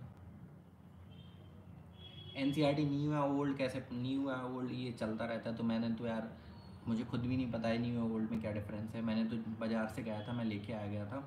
आप न्यू या ओल्ड कोई भी पढ़ ले, कोई ऐसा खास डिफरेंस नहीं होता है। आप कोई भी एनसीईआरटीज़ पढ़ें, बस अच्छे से पढ़ें उन्हें, और ये देखें कि किस PYQs पे एनालाइज करके कि कैसे आप क्वेश्चन सॉल्व कर सकते हैं। तो ये इस के चक्कर में मत पड़िए। करंट अफेयर, मैं इसको बाद में भूल गया था इसको एड्रेस करना। करंट अफेयर के लिए मैं डेली न्यूज़पेपर पढ़ता था, बट मैं न्यूज़पेपर से कभी नोट्स नहीं बनाता था। ये बहुत इंपॉर्टेंट आपको मैं चीज़ बताना चाहता हूँ, न्यूज़पेपर के नोट्स नहीं बनाए प्लीज़, बहुत नहीं तो बल्कि हो जाएगा आपका बाद में। क्योंकि बाद में ये न्यूज़पेपर जो है वो हर मंथली जो कंपाइलेशन होती है, जैसे मैं मंथली कंपाइलेशन अपने फर्स्ट टाइम मैंने पढ़ी थी। मंथली कंपाइलेशन में बहुत अच्छे से सारी चीज़ें कवर करके देते हैं, हर टॉपिक को हर एंगल से एनालाइज करके देते हैं। तो आप मंथली कंपाइलेशन को पढ़ें, और न्यूज़पेपर इसलिए पढ़ते रहें क्योंकि आपको बाद में मंथली कंपाइलेशन आप उठाएं तो आपको ये ना लगे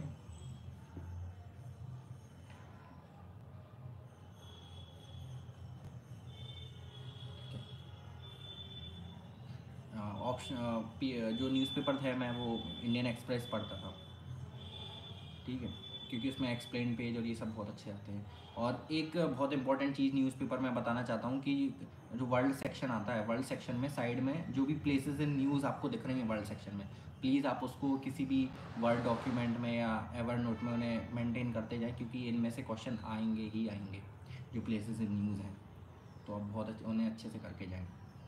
करंट अफेयर के लिए आप और जो भी मैंने बताया कि जो मंथली कंपाइलेशंस होती हैं आप उन्हें पढ़ सकते हैं। और क्या होता है कि बच्चे ये कहते हैं कि हम मंथली कंपाइलेशन पढ़ लें फिर पीटीबी पढ़ें, तो आप ये आपके ऊपर डिपेंड करता है। अगर आप हर मंथ की कंपाइलेशन को प्रीलिम्स के टाइम पे उठा के पढ़ सकते हैं तो आप that is well and good. Otherwise you can use PT365, you can highlight important section from your monthly compilation in your PT365. Okay, and similar is the case for mains also. You can use mains 365। और बहुत ज़्यादा current affair के पीछे परेशान ना हो, अपना static बहुत मजबूत करें। स्टैटिक जो है बहुत इंपॉर्टेंट रोल प्ले करता है। करंट अफेयर 20% है इस प्रिपरेशन का, ठीक है, लेकिन हम करंट अफेयर के में अपनी 60 से 70% एनर्जी है वेस्ट करते हैं करंट अफेयर में। कोचिंग, देखो कोचिंग इम्पोर्टेंट वो डिपेंड करता है कि आप कैसे लाइक इस एग्ज़ाम को देखते हैं। मुझे लगता है जीएस हम खुद से प्रिपेयर कर सकते हैं, बट अगर आप ऑप्शनल की तैयारी ना कर पाएँ तो आप ऑप्शनल की तैयारी कर सकते हैं किसी भी कोचिंग से। जीएस की भी अगर आपको लगता है कि मैं नहीं कर पाऊँगा खुद से, या फिर मेरे पास इतना टाइम नहीं है कि मैं खुद से कर पाऊँ, या फिर मुझे फॉर्डर मटेरियल मिल जाए खुद से कोचिंग, तो आप कोचिंग ले सकते हैं। मेरा मीडियम जो है वो इंग्लिश मीडियम था, और किसी ने मुझसे सोशोलॉजी के सोर्सेज पूछे हैं, तो यार मैं सोशोलॉजी के सोर्सेज आपको नहीं बता पाऊँगा क्योंकि मेरा वो ऑप्शनल ही नहीं रहा है।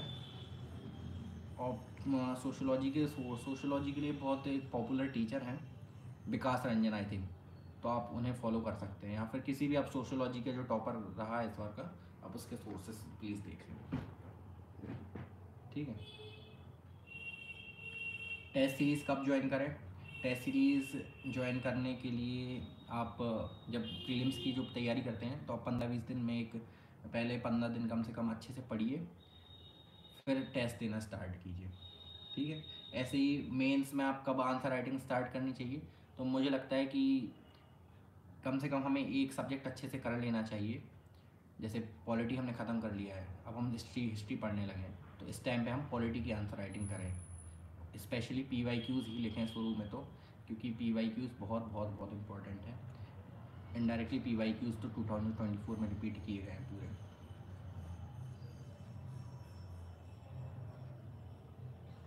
ठीक है। एक और इम्पॉर्टेंट क्वेश्चन है, प्लान भी रखना चाहिए या नहीं। तो मुझे लगता है कि यार एक आपके पास बैकअप प्लान होना चाहिए यूपीएससी की तैयारी में, कि यहाँ पे अनप्रडिक्टेबिलिटी बहुत ज़्यादा है। वो पता नहीं है कि आप 100% देकर भी आपका 100% सिलेक्शन हो जाएगा या नहीं। तो आप कोशिश करें कि आपके पास एक बैकअप प्लान हो। जैसे मैंने नेट JRF दिया था, मेरा पॉलिटिकल साइंस में JRF हुआ था, तो मैं अगर यूपीएससी में नहीं होता तो मैं असिस्टेंट प्रोफेसर के लिए ट्राई करता, ठीक है। तो ये बैकअप प्लान तो मुझे लगता है होना चाहिए। डिस्ट्रैक्शन से कैसे बचें? यार डिस्ट्रैक्शन से बचने के लिए तो ये तो आप एग्ज़ाम के टाइम पे अपने सोशल मीडिया अकाउंट्स को बंद कर दें। मैं तो यही करता था, और टाइम पे मैं यूज़ करता था अपने सोशल मीडिया अकाउंट्स को। और डिस्ट्रैक्शंस के लिए यार आप खुद में इंटरनल मोटिवेट रहे ना, कि यार आप सोचिए ना कि आपको क्यों आपने स्टार्ट किया था, और क्यों आपको रखना चाहिए, क्यों आपको मोटिवेट रहना चाहिए एग्ज़ाम को। ये आपकी लाइफ चेंज कर सकता है ये एग्ज़ाम, तो आपको ये ध्यान रखना चाहिए कि यार जो एग्ज़ाम है ये बहुत इंपॉर्टेंट एग्ज़ाम है आपकी लाइफ में। अगर आप इसको निकाल लेंगे आपकी लाइफ चेंज कर सकता है। तो ये जो नॉनसेंस सी चीज़ें हैं जो हमें डिस्ट्रैक्ट करती हैं, वो नहीं हमें डिस्ट्रैक्ट करनी चाहिए, ठीक है। ऑप्शनल मेरा political science and international relation रहा है। टाइम टेबल मेरा कैसा रहा? तो टाइम टेबल मेरा ऐसा था कि मैं 3-3 घंटे के स्लॉट्स में पढ़ता था, 9 से 10 घंटे की पढ़ाई करता था। सुबह मैं करंट न्यूज़पेपर पढ़ता था, न्यूज़पेपर के साथ ही मैं कुछ कुछ भी एक सब्जेक्ट उठा लेता था। आई थिंक सुबह के टाइम पे मैं जीएस का सब्जेक्ट जीएस पढ़ता था न्यूज़पेपर के साथ ही। न्यूज़पेपर आपका 45 मिनट्स में ख़त्म हो जाना चाहिए एक टाइम के बाद। शुरू में टाइम लगता है, वो उसकी कोई टेंशन मत लीजिए प्लीज़, है ना। तो मैं जीएस पढ़ता था, दोपहर के टाइम पे मैं ऑप्शनल पढ़ता था और रात को टाइम के में मैं करंट अफेयर पढ़ता था।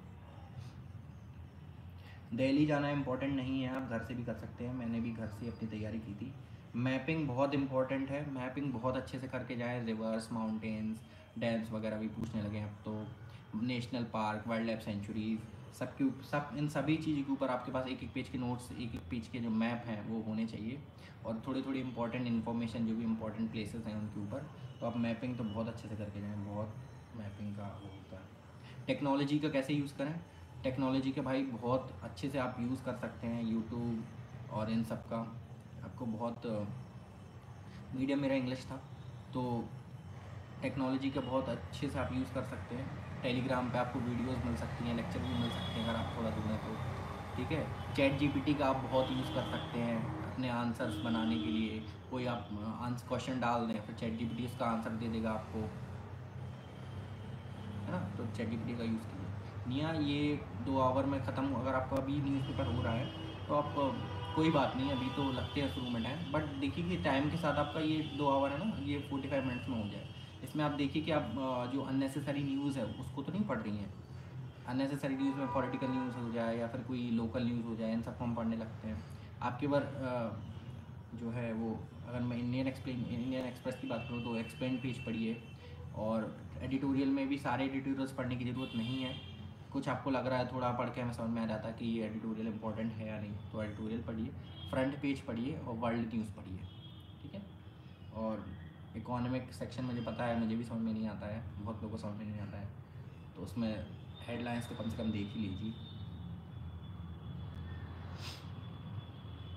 इंटरव्यू का आप मैं बता दूँ आपको, तो इंटरव्यू की तैयारी जो है वो, मैं भी बहुत टेंस था शुरू में कि कैसे होगा इंटरव्यू। मैं तो ये सोचा था मैं दूंगा ही नहीं इंटरव्यू, हो गया मारने जाए। बट इंटरव्यू की तैयारी मेरा अच्छा एक्सपीरियंस रहा है।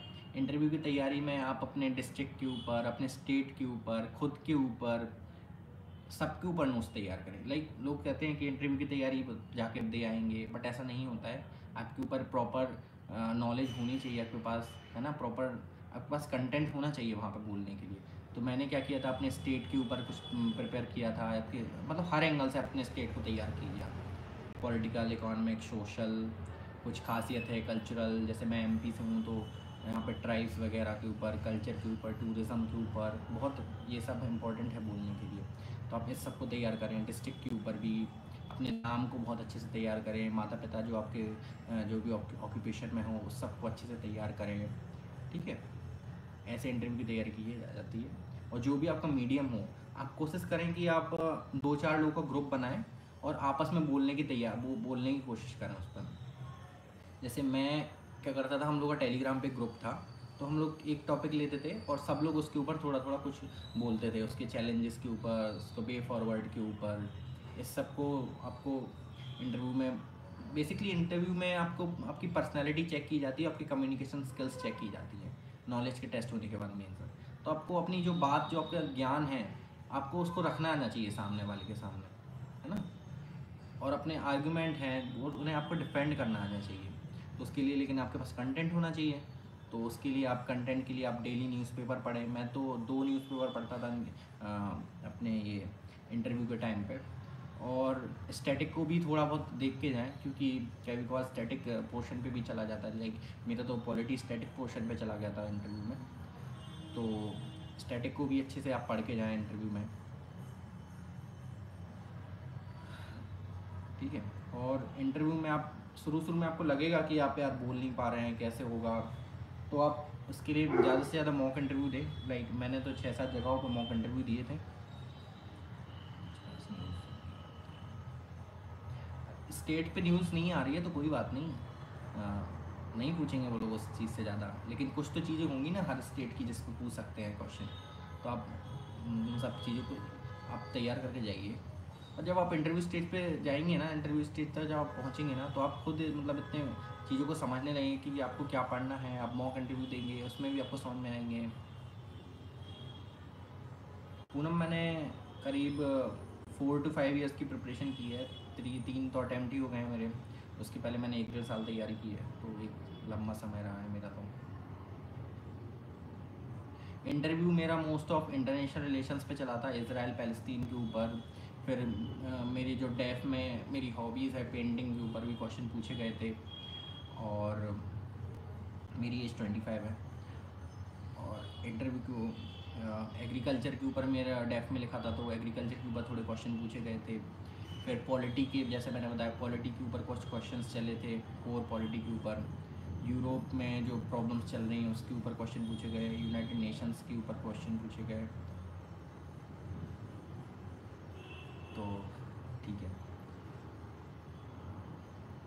ये सब मेरे मोस्ट ऑफ क्वेश्चन पूछे गए।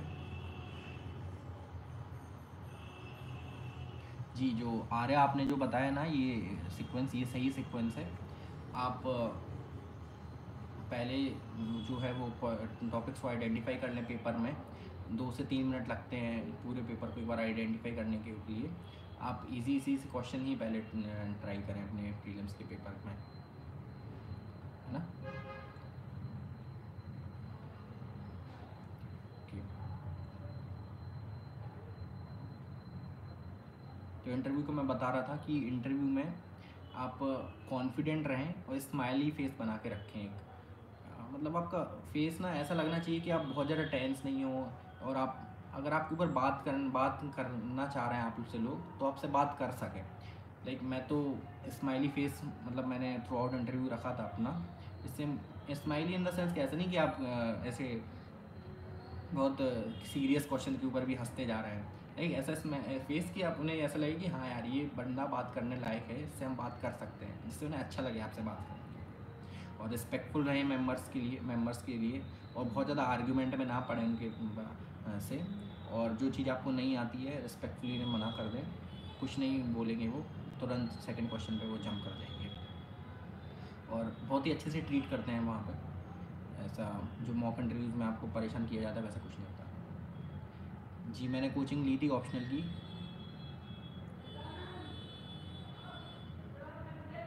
अरे तो जब आप मॉक इंटरव्यू देंगे तो आपको डर ख़त्म हो जाएगा।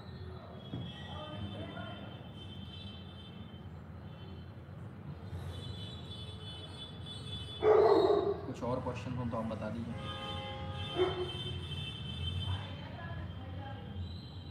ज्योग्राफी में के लिए मैंने बताया कि आप इंटरव्यूज़ का क्या कहते हैं, एनसीईआरटीज़ का यूज़ करें।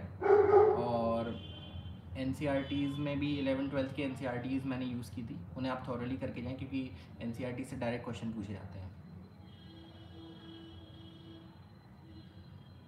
अंदर से लगता होगा कभी कभी नहीं होगा। हाँ यार, ये तो हमेशा ही लगता है, बार बार लगता है प्रिपरेशन के टाइम पे।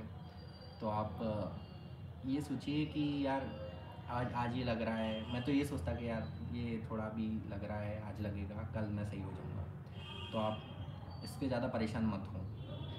आप खुद में ये विश्वास रखिए ना, अगर आप ऑनेस्ट हैं, आप अपना 100% दे रहे हैं, तो आपको खुद के ऊपर एक विश्वास होना चाहिए कि हाँ यार, मैंने अपना 100% दिया है। आप खुद से बोलिए कि यार मैंने अपना 100% दिया है, मैं इसको इस एग्ज़ाम को निकाल लूँगा। बोलते हैं ना मैनिफेस्टेशन की पावर, तो मैनिफेस्ट कीजिए खुद से।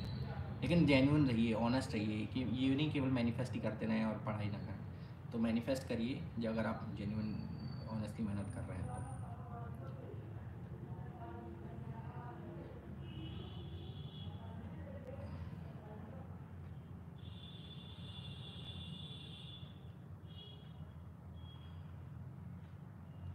थैंक्स भाई जय, थैंक्स।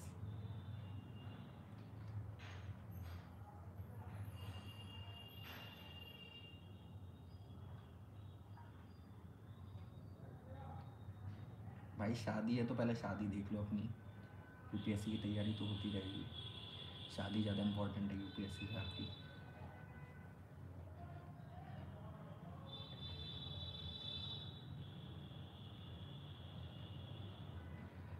यार कैसे इन लोगों की बातों को इग्नोर करें, तो यार इग्नोर, यार अपने आप को टफ बना लो इस टाइम पे।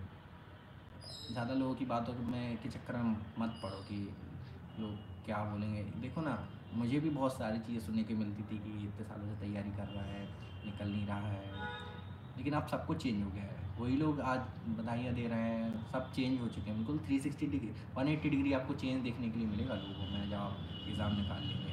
मुझे अभी फील हो रहा है वो सब। तो ये सब चीज़ें सही है कि आप जब एग्ज़ाम निकालेंगे ना सब बदल जाएगा। तो आप फालतू इन चक्करों में मत पड़िए ज़्यादा कि क्या होता है, बोलते ही रहेंगे लोग। तो आप देखिए ना, आपने इतना बड़े एग्ज़ाम की आप तैयारी स्टार्ट कर रहे हैं, तो ऐसा होता है कि क्योंकि लोगों को आपके ऊपर भरोसा ही नहीं है कि आप पेपर निकाल पाएंगे। मेरे ऊपर भी नहीं था, लेकिन अब निकल गया है पेपर।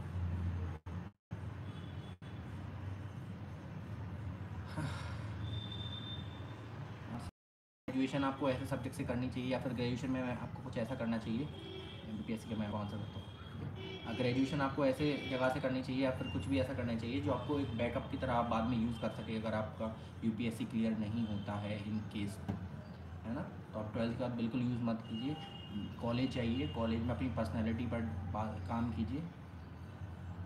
यूपीएससी की तैयारी करें आपने स्टेट पीएससी सब चीज़। देखिए यूपीएससी की तैयारी, ये तो यार आपका डिसीजन है ना कि आपको स्टेट पीसीएस की तैयारी करनी है, यूपीएससी। आप अपना लेवल देखिए कि मैं यूपीएससी, इसके लिए आप क्या कीजिए कि पीवाईक्यूज देखिए और सिलेबस देखिए, ठीक है। आप अगर आपको लग रहा है कि मैं इसकी तैयारी कर पाऊँगी, जिस लेवल के क्वेश्चन यूपीएससी में आते हैं, तो आप यूपीएससी की तैयारी कीजिए, ठीक है। और इसमें भी स्टेट पीसीएस की बहुत हद तक तैयारी हो जाती है। स्टेट पीसीएस में केवल हमें स्टेट को अलग से तैयार करना होता है, ठीक है। तो आप वो बाद में कर सकती हैं, लेकिन आपको खुद ये चीज़ देखनी पड़ेगी कि मैं कर पा रही हूँ या नहीं। सर ज्योग्राफी के नोट्स बनाए थे क्या? ज्योग्राफी के मैंने जो मैपिंग के सेक्शन है उसके नोट्स बनाए थे मैंने सारे नोट्स। बहुत मैपिंग का बहुत इंपॉर्टेंट है। बाकी सब मैंने प्रीलिम्स के लिए मैंने कोई नोट्स नहीं बनाया है। प्रीलिम्स के लिए केवल मैंने बुक में हाईलाइट किया था, उससे ही सारा पढ़ा है अपना। मेंस के लिए मैंने सारे नोट्स बनाए थे, क्योंकि वो तो नोट्स होने ही चाहिए आपके पास। एमपीपीएससी मेंस का मैं आंसर कर दूं कि एमपीपीएससी मेंस में आप क्या कीजिए कि पीवाईक्यूज है मेंस के, उन्हें उठाइए। और आई थिंक 3 मार्क्स के 6 मार्क्स के ऐसे क्वेश्चन पूछे जाते हैं उनमें। तो आप जो भी एक एक मिनट में शायद वो लिखे जाते हैं 3 मार्क्स वाले क्वेश्चन, तो आप उनका आंसर करने की कोशिश कीजिए, वो पीवाईक्यूज लिखने की कोशिश कीजिए मेंस में। मेंस में बहुत इंपॉर्टेंट है answer writing, answer writing, answer writing. ये मेंस की है। जितना आप अच्छा आंसर लिखेंगे, क्योंकि पेपर जो चेकर है उसके पास केवल आपका आंसर है आपको चेक देखने के लिए। आप ना आप खुद खड़े होंगे वहाँ पे, ना उसका नाम आपको पता होगा, है ना। तो आप आंसर राइटिंग बहुत अच्छे से करें एमपीपीएससी के लिए भी, अगर आप मेंस की तैयारी कर रही हैं एनसीईआरटी की। ग्रेजुएशन में क्या करें? ग्रेजुएशन में क्या करें तो यार आप देखिए आपका इंटरेस्ट क्या है। आपको लॉ पढ़ना है, आपको नीट करना है, आपको आईआईटी आपको इंजीनियरिंग करना है ना। ये तो मतलब खुद का डिसीजन है, इसमें मैं कैसे बता सकता हूँ। बस ये देखिए कि आप, यार मुझे ऐसा लगता है बीए लाइक जो जैसी डिग्री हैं आज के टाइम पे उनकी उतनी वैल्यू नहीं रह गई है, क्योंकि आपको वो जॉब नहीं दिला पाएंगी अगर आप यूपीएससी में किसी भी रीज़न की वजह से नहीं क्लियर कर सकता पाए तो आपको कुछ ऐसी चीज़ करनी चाहिए जो आपको बाद में जाके आपको जॉब दिला सके, आप बैकअप प्लान की तरह उसको रख सकें। तो मुझे लगता है ये हमें स्ट्रेटजी रखनी चाहिए जब भी हम ग्रेजुएशन या पोस्ट ग्रेजुएशन का सोच रहे हैं। तो कुछ और क्वेश्चन मैं लेता हूँ, फिर मैं लास्ट में कंक्लूजन रिमार्क दूंगा अपने। तो आप प्लीज़ अब पूछ लीजिए कुछ जो भी लास्ट में रह गया हो। मैंने मोस्ट ऑफ वैसे सर मैंने फर्स्ट टाइम दिया था 2024 में 61 मार्क्स थे।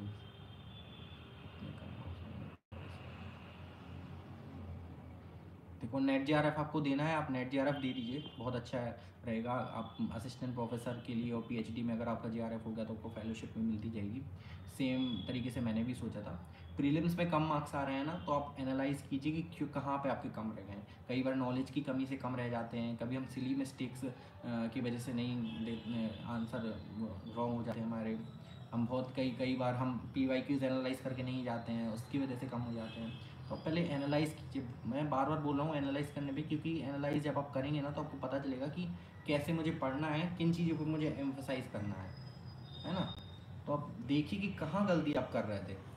कई बार नॉलेज की कमी हो जाती है, लेकिन हम इतना पढ़ लेते हैं तो फिर हम एक्सेप्ट नहीं करते हैं कि हमें नॉलेज की कमी हो सकती है, लेकिन नॉलेज की कमी रहती है हमेशा इस एग्ज़ाम में। आप ये चीज़ें देखिए, जैसे NCERT, जैसे मैं एंशियंट हिस्ट्री की बात करूँ तो एंशियंट हिस्ट्री में बहुत इंपॉर्टेंट है, आप लिटरेचर हर साल देख के जाएँ, जो भी लिटरेरी रिसोर्सेज हैं उन सबको अच्छे से पढ़ के जाएँ। घबराहट नहीं होगी, बहुत सारे क्वेश्चन आते ही है, ये गलत हो गया तो एग्ज़ाम स्ट्रेस बैलेंस। देखो स्ट्रेस बैलेंस करने के लिए ना आप अपने माइंड को काम रखना सीखें। एक पेज में मैंने क्या किया था, लास्ट ईयर मैंने लिखा था पेपर कितना भी टफ आ जाए मैं काम रहूँगा, पेपर सबके लिए टफ रहेगा, मैं अपनी जो मैंने स्ट्रेटजीज़ बनाई हैं मैं उनसे नहीं भटकूँगा, मैं उनको स्ट्रेटजीज़ को ही स्टिक रहूँगा उनके ऊपर। अगर 10 क्वेश्चन मेरे शुरू से 10 क्वेश्चन भी मेरे गलत हो जाते हैं फिर भी मैं हार नहीं मानूंगा, मैं 11वें क्वेश्चन तक से स्टार्ट कर दूंगा। तो ये आपको माइंडसेट अपना काम रखना सीखना पड़ेगा, ये कोई और नहीं सिखा पाएगा आपको। अब खुद इस चीज़ की प्रैक्टिस करनी पड़ेगी। आप मॉक दीजिए ना, उसमें आपको बन जाएगा यार। 26 के लिए यही स्ट्रेटेजी है, 2026 के लिए जो मैंने इतना सब अभी तक मैं इतनी देर से बोल रहा हूँ, यही सब आपको 26 के लिए यूज़ करना है।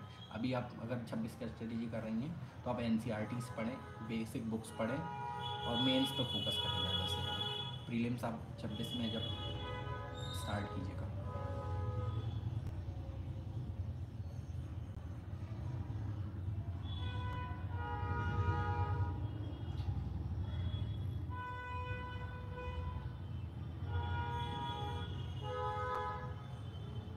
सही एज लाइक 25 का हो गया हूँ, लोगों के तो 22 में भी सिलेक्शन हो जाते हैं, 21 में भी। बट ठीक है यार, ये एग्ज़ाम ही इतना टफ है कि लग जाता है टाइम। साउंड नहीं आ रहा है, is it Audible now? Kindly others also let me know.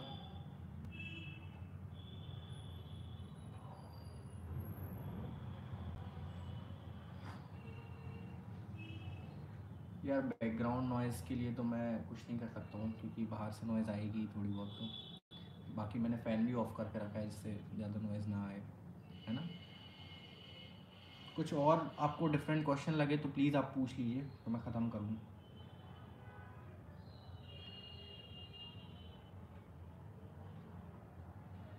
Service के ऊपर मैं बता दूँ तो मैंने IAS IPS IRS IT IRS customs और IFS फिर Indian audit and account service, ऐसी मेरी 6 जो जो शुरू की 6 प्रेफरेंस थी। इंटरव्यू में मेरे 190 मार्क्स हैं, जो कि अच्छे मार्क्स हम कह सकते हैं, बहुत अच्छे मार्क्स हैं।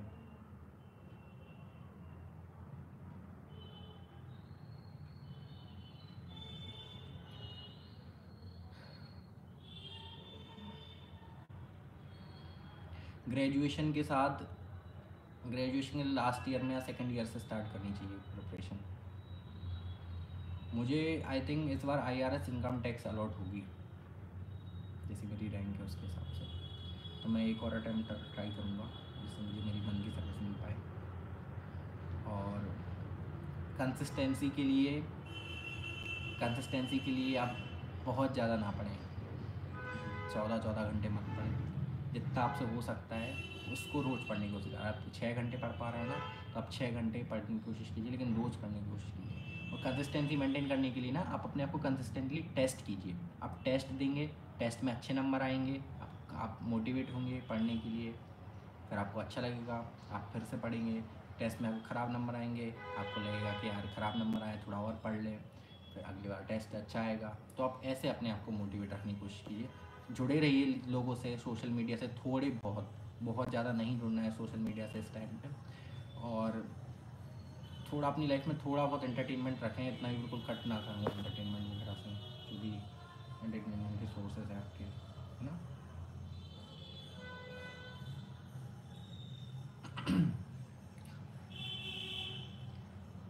चलो यार, अब ख़त्म करते हैं, है ना। मोस्ट ऑफ मैंने बहुत सारे क्वेश्चंस को आंसर कर दिया है। मेंस मैंने मूवी दुनिया मैंने सारे ही मतलब मेंस के भी एलेबोरेटली बताया है, आप वीडियो को बाद में देख सकते हैं।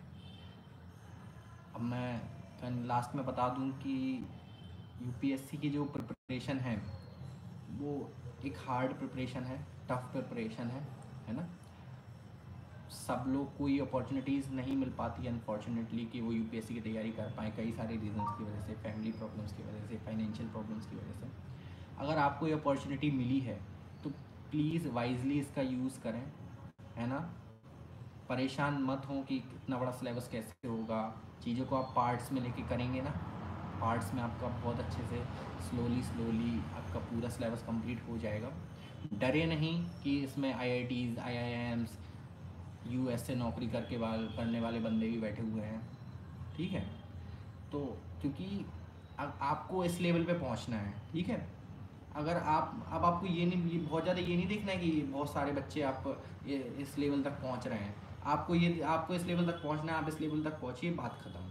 आप ये मत सोचिए कि ये क्या कर रहा है, ये वाला क्या, ये बगल वाला क्या कर रहा है। आप इस लेवल तक पहुंचिए, इस लेवल का जो थ्रेशोल्ड लेवल है पेपर को पास करने के लिए, आप यहाँ तक पहुँचिए। बहुत ज़्यादा लोगों पर ध्यान मत दीजिए। और जो भी एस्पिरेंट्स तैयारी कर रहे हैं उनके लिए बेस्ट ऑफ लक। अच्छे से तैयारी कीजिए, अपने आप से ऑनेस्ट रहिए, क्योंकि केवल आपको ही पता है कि आप कितने पानी में हैं एक्चुअली, कितने आप कितनी किस लेवल की आपकी प्रिपरेशन है, ये सिर्फ आपको पता रहेगा, किसी और को पता नहीं रहेगा। तो ऑनेस्टली इसके लिए प्रिपेयर करें और प्रिपरेशन को थोड़ा इन्जॉय करें, है ना। जो भी हमारी चीज़ें हैं उन्हें इन्जॉय लिए उसको पढ़ें, उन्हें देखें क्या है। तो यही मेरी तरफ से है। बाकी यूपीएससी टाइम को अगेन थैंक यू आप सबसे कनेक्ट करवाने के लिए, और आप सबका भी बहुत थैंक यू कि आप इतनी देर तक जुड़े रहें, है ना। होपफुली मैंने जो स्ट्रेटजी बताई है वो आपको कुछ उससे बेनिफिट मिलेगा। आपको ब्लाइंडली इस स्ट्रेटजी को फॉलो नहीं करना है, आप और भी टॉपर्स की स्ट्रेटजी देख सकते हैं, और जिससे भी आपको जो भी अच्छा लगे आप लीजिए और अपनी खुद की स्ट्रेटजी बनाइए। सेम मैंने भी किया था।